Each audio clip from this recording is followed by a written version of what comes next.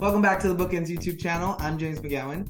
I'm Jessica Faust. We are literary agents who have taken our popular blog to YouTube to discuss all things publishing. And today is a video for our Illustrator friends.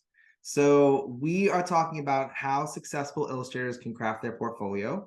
And we think this is a video for all illustrators at all levels of your career. So those who are just starting out and just starting up their website, those who are still seeking representation, those who are agented, those who have a bunch of books under your belt. I think all of these tips apply well for every stage and are things that you should be doing. Yeah, this idea came from a conversation that we by me, I mean James, because I don't represent illustrators, but the agents of Bookends have with their own illustrators about where when the agent is pitching the illustrator and sending out their materials, what do they need from the illustrator to be able to make the best pitch to the art directors? Yeah, so consider this like a portfolio audit. If you have your portfolio set up or you're in the process of it, make this like a little checklist of things that you need to be doing or you want to get in there, and it'll set you up for your best portfolio. Yeah. Okay, so this is really in no particular order. We're just kind of gonna run it from what we have on this list. First, what a portfolio is, right? I think that's where we should start. A portfolio is typically a website, and a lot of people use an Instagram or another social media platform, but I think you should have your own website that is featuring your best work. And when we say your best work, we mean doesn't have to just be polished pieces. It could be sketches, it could be things like that, but it should be work that you feel is fully conveying your ability as an illustrator. And that can be graphic novels, picture books, board books, middle grade, black and white. If you're doing some combination of all of those, it can be all of those. But this is your one-stop shop to put forth your best abilities. Yeah, this is, and I think of it from talking with you all as sort of a living thing. It's always changing because your work is always changing. It's always being updated. It's not stagnant. And to your point about some illustrators use Instagram and stuff, I think that's really important because art directors go out there and search social media for illustrators, but it's super important to remember, and we've discussed this in past videos, that your website is the only thing in your control. Instagram is not, because the algorithms. So what you really want to do is make sure that you have your website, because when your agent sends out your stuff, or when an agent goes to look at your material, it's easier to go to a website and see your view of what's the best. Whereas in Instagram, it's harder, I think, to delete old stuff and add, you know what I mean? Yeah, your Instagram is your foot in the door. That's how you're getting people to want to see your best work, right? So if you post an image of like a little chicken dancing around, that's going to capture attention. But when people click on your profile, you want to show them a portfolio that's going to wow them and keep them coming back, basically, is what you're looking to do. And it's also your website you can curate yourself, which is really important to be able to do. And it is where you can convey everything that you can do. So I mentioned all of the formats, but showing what you can do in graphic novel is different from showing what you can do in picture books and in black and white for, say, chapter books or middle grade. Those are different formats and different age groups. So this is where you can have everything that you're interested, all of the work you're interested in attracting. Samples can go on this website. And while that's good for formats and age groups, it's also good for the different types of styles. So do you have a style that's highly realistic, that's very cartoony, that's more 2D, that's more 3D, all of the different styles that you feel comfortable in? I have a client who does very painterly work on her iPad, but then she also does like cut paper collage kind of style. And she showcases both of those on her portfolio. And when we get work, it's that question of which style are you thinking of? So if you have styles that you feel are polished enough that could carry books, it's important that you're including your best portfolio pieces in both of those or all of those styles. And graphic novel is naturally going to be a bit of a different style than a board book would be. So those are all things to consider. And if you have these different entry points into your styles, then I think it's important to include all of those on your portfolio. Yeah, definitely. Well, I was just going to say, when it comes to your best work and your style with your website, and I'm sorry if I'm jumping the gun on this, but I think it's also important that as you grow as an artist, that you go in there and pull off things. And this is why I suggest a website over Instagram. pull off things that maybe no longer represent your best work. Listen, as creators, our goal for all of us, the writers, the illustrators, is to grow, and that our first work is never as good as our most recent. But there is no way for an art director or an agent to look at your website and look at an older work and know that you don't think that's your best work anymore. They're going to assume that everything they see on there is what you think shows your best work. So if you have something on there that no longer feels like that, you need to take it off, because you don't want the assumption to be like, oh, I loved these 3, but then there were these 2 that weren't, so I don't know that they can really do what I need. Yeah, if you're not confident in that work, then it's going to show in when you're doing a book in that style too. So you want to make sure that you're constantly, I recommend an audit, a regular audit of your website in general, whether you're an illustrator or not. I recommend at least a quarterly audit. We do that at BookEnds for the BookEnds website. But for illustrators, especially if you're a prolific illustrator, someone who's always creating new promotional pieces or things like that, or working on a lot of books, I would recommend something monthly. Just go in and look and see, do I like that piece? Maybe you want to have a client who switches things out seasonally. When it's winter, there are more wintry images. When it's summer, there are more summery images. But do you want to go in there monthly and check to see, oh, this new piece I did could replace this old one. Maybe it's a similar vein, and this is just a better show of technique or whatever it is. But the more frequent you get in there and you're looking at it, the more in control you are of it, the better your portfolio is going to be, because it is constantly rotating and updating. For your repeat visitors, you're showing movement, you're showing a commitment to your own development. So all of that is really important. I have a question. Do you have a number of images you would recommend illustrators have? Is there a number that's too many, or can it be whatever? I like a good scroll, but I don't like an indefinite scroll. So I think something between like 20 and 30 is a good number. There are clients that have like 4 or 5. I don't think that's enough. I would definitely try to go over a dozen at the minimum, over a dozen.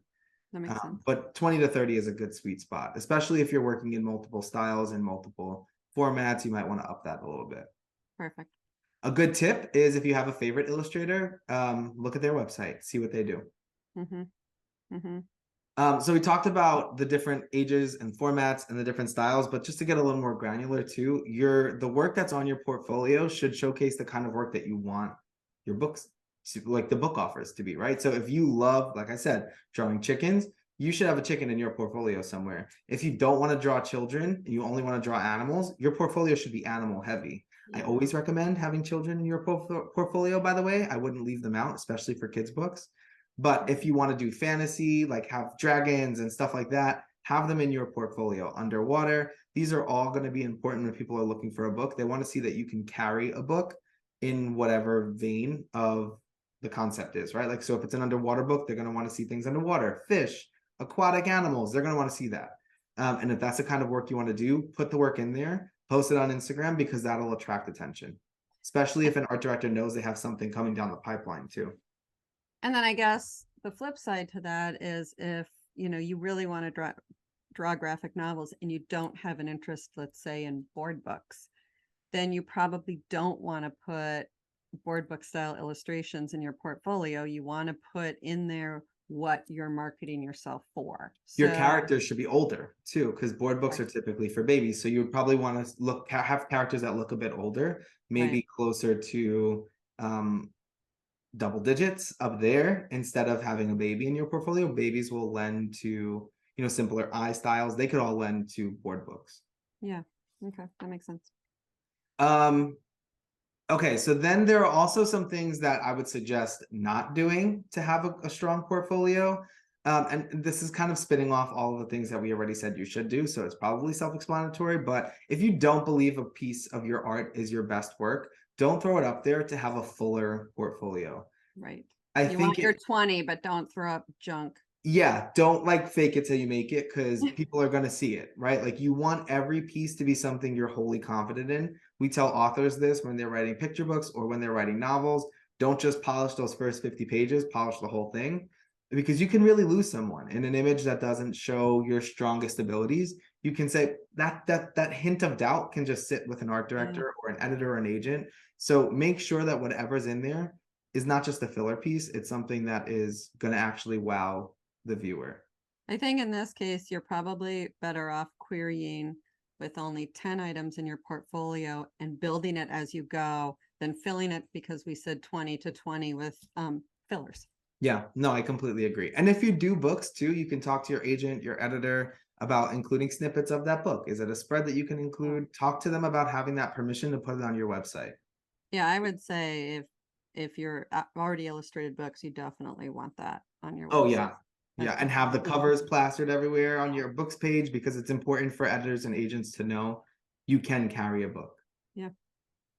Okay, so we said that if you have all of these different interests or styles or things that you like to draw, to include them. But on the flip side of that, don't only include one thing. So if you really like drawing dragons, your whole portfolio should not be dragons. You don't want to look like a one-trick pony. You want to be able to have range. You don't want to look stagnant or sort of be passed up for work because an editor and art director might look and say, yeah, they do dragons really well, but they don't do people really well. You want to have enough of a range that people feel like they can see what you're doing and also apply it and imagine what you could do with some other topic.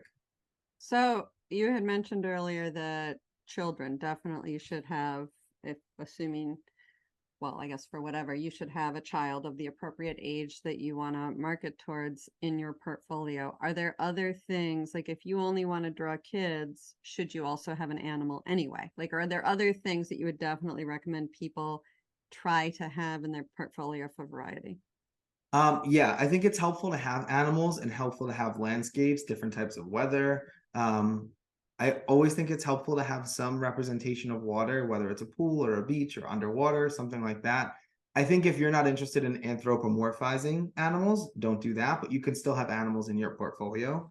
A school setting is always really great to have, showing that you can have busy backgrounds or lots of characters in a space, showing movement, people running, riding bikes, swimming, whatever it might be. So I think having active scenes in your portfolio is always going to be helpful. That's good to know. Okay, so the last tip is while you will have this portfolio, don't forget presentation. Don't let it be a bland portfolio, a bland website. You still want to have, separated pages for your portfolio, your books page, your about me. You want to have your site have a little bit of style and personality and be welcoming. It's very easy to think the art does it all, but it doesn't. You want to still have a welcoming website, and when people come to that website, they feel like they know you in addition to your art. And especially for the resolution of your images, we don't want like grainy images. We don't want something that's super difficult to navigate. There are a lot of illustrators that seem to have each image in a folder on their website. So you have to click on the folder and then it opens and then you have to go back. I think it's really helpful to have more of a gallery portfolio where I can click and scroll and I can see everything in a full rendering, and where it's not like click here if you want to see the full image and then go back out and click the next one. That just seems frustrating to me. So I always suggest more of the gallery, which like BookEnds has on our website with our books page if you want to take a look at what I mean. But you can just scroll and see all of our covers, and they're high res, they're full size, and super easy to see what I'm looking for. Well, I think too, from an agent or art director's perspective, it's good to see things side by side because that's how a picture book will be done. So seeing the different art side by side, I think makes a big difference. So and that color contrast too is helpful, right? Like if you have a white background and then right next to it is this beautifully rendered full ocean landscape, it helps the eye draw to these like wow pieces and then also see all of these things as we want to see them too. yeah, and I have to say, I hate to say this, but it's the truth. I would expect more from an illustrator's website than I might from an author's, because you're an artist, you're a visual artist. And so if I hop onto your website and the website looks like a 1990s make your own website with a bunch of your art on it, it's going to make me immediately question your creative eye. So I think it is really important that the website itself as a whole be really appealing. Yeah, and that doesn't mean like it has to have all the bells and whistles, but it needs to look presentable. Like we said, this is the one place that you own. and it should be a showstopper, in my opinion. Yeah. And I think I don't think it has to cost you a fortune. I don't think it has no, to be not at all. super Squarespace is fancy. super cheap, super Yeah. easy to use. It's not Yeah. something that's difficult to make a gallery on. So if you are conscious of price, you can probably make your own website on Squarespace. There are a ton of tutorials, YouTube videos. So Squarespace is a great one to go to. I'm sure there are others. I only know Squarespace because that's what I use. Yeah, definitely. Okay, so we hope that was helpful. That's all of our tips for a really good portfolio. When you finally have it ready, you can also query with just a portfolio. So you can write a query letter like somebody with a picture book dummy might, and talk about what the types of projects that you're looking for are, that you're seeking representation, and you can send the query with the link to your portfolio, and that's your material. Look at an agent's manuscript wish list, see if they're representing illustrators only, and if so, go for it and query, and you might get lucky that way. Excellent. Good luck. Don't forget to like and subscribe, and we'll see you back here next week.